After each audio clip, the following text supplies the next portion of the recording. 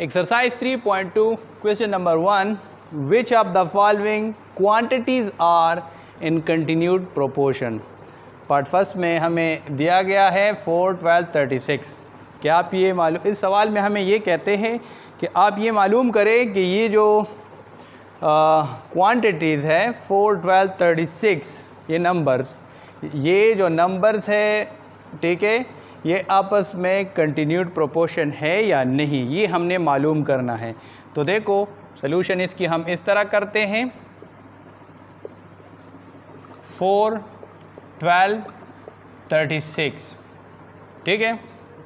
तो अब देखिए इसमें कंटिन्यूड जो प्रोपोर्शन है उसके लिए हमारे पास, देखो मान लेते हैं कि ये A है, ये B है और ये C, ठीक है।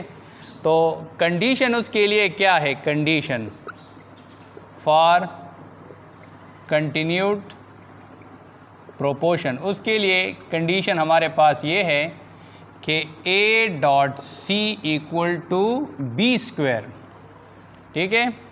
तो A हमारे पास 4 है, ठीक है, C हमारे पास 36 है, इक्वल B हमारे पास 12। तो देखो ये आपस में इक्वल आते हैं या नहीं, अगर इक्वल आ गए तो ये 4, 12, 36 ये आपस में कंटिन्यूड प्रोपोर्शन हो गए। तो देखो ये दोनों मल्टीप्लाई करें, 24, 4, 6 आर 24, 4, 3 आर 12, 12 और 2 14 ये आ गया, और 12 के स्क्वायर से भी 144 ये आता है, ठीक है। तो दोनों साइड से एक जैसा नंबर आ गया, ठीक है। यानी ये जो कंडीशन है कंटिन्यूड प्रोपोर्शन के लिए, ये इन वैल्यूज़ के लिए सही साबित हुआ। तो हम ये कह सकते हैं कि 4, आप ऐसे लिखोगे कि A dot C equal to B square, therefore 4, 12, 36 are in continued proportion।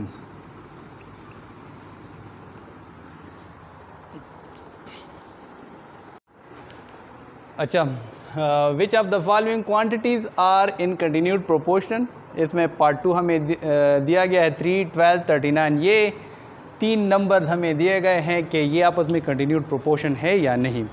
तो देखो सबसे पहले इसको हम प्रोपोर्शन के फॉर्म में लिख देते हैं, 3, 12, ये प्रोपोर्शन, जो मिडिल नंबर है उसका हम 39 के साथ भी रेशो लेते हैं और फर्स्ट जो नंबर है इसके साथ भी रेशो ले लेते हैं, ठीक है। तो ये प्रोपोर्शन के फॉर्म में हमने इसको लिख लिया। अब ये दोनों ये जो सारे नंबर से ये कंटिन्यूड प्रोपोर्शन में है या नहीं, तो इसको चेक करने के लिए हमारे पास ये कंडीशन है, A dot C equal to B square. यानी ये देखो A B C ये 3 नंबर्स है, से A इसमें 3, B इसमें 12 और C इसमें 39। तो कंटिन्यूड प्रोपोर्शनैलिटी के लिए हमारे पास ये कंडीशन है, हमारे पास क्या है, कंडीशन है, ठीक है। For what, for continued proportionality, ठीक है। प्रोपोर्शन के लिए ये है। तो इसमें वैल्यूज़ दर्ज करें, A की जगह 3 और C की जगह 39, 3, 39 और ये 12 स्क्वायर, 3 इंटू 39 करें तो इससे क्या आएगा 117 और इससे 144। तो दोनों से एक जैसा नंबर नहीं आता, ठीक है। As A dot C equal to B square नहीं है। सो देयरफॉर जो नंबर्स हमें दिए गए हैं 3, 12, 39 are not in continued proportion. तो ये हमारे पास कंटिन्यूड प्रोपोर्शन में नहीं है, ठीक है। क्वेश्चन नंबर 1 में पार्ट 3 में हमें नंबर्स दिए गए हैं और वो है 72, 24 और 8, और कहा गया है कि ये आप मालूम करें कंटिन्यूड प्रोपोर्शन में है या नहीं। तो इसके लिए देखो 72, 24 और 8, इसमें A हमारे पास 72 है, B हमारे पास 24 है और C हमारे पास क्या है, वो 8 है।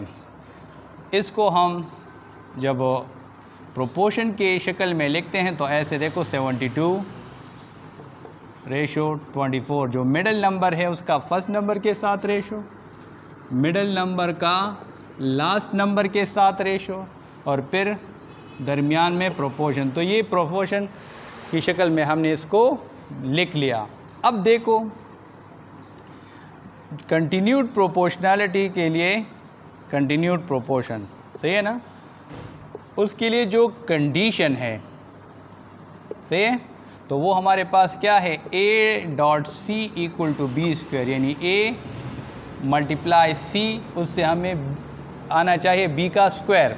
तो देखो इसमें कीमतें दर्ज करो, 72 मल्टीप्लाई, डॉट का मतलब है मल्टीप्लिकेशन, C की वैल्यू 8 इक्वल B 24 स्क्वायर। तो देखो इन दोनों से एक जैसा नंबर आता है कि नहीं। तो देखो 8 2 आर 16, 1, 8 7 आर 56, 56 और 1 57, और 24 का जो स्क्वायर है 24 और 24 आप मल्टीप्लाई करो, तो ये देखो 16, 4 4 आर 16, 4 2 आर 8 और 1 9, ये 8 और ये 4, तो 6 17 और ये 5, तो इससे भी 576 आया। तो दोनों साइड से एक जैसा नंबर हमारे पास आया।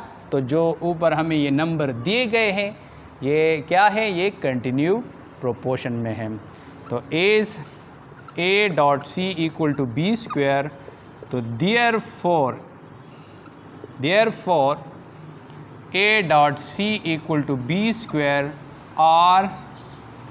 देयरफॉर जो नंबर दिए गए हैं 72, 24, 8 आर इन कंटिन्यूड प्रोपोर्शन। तो ऊपर जो नंबर है वो आपके पास कंटिन्यूड प्रोपोर्शन में है।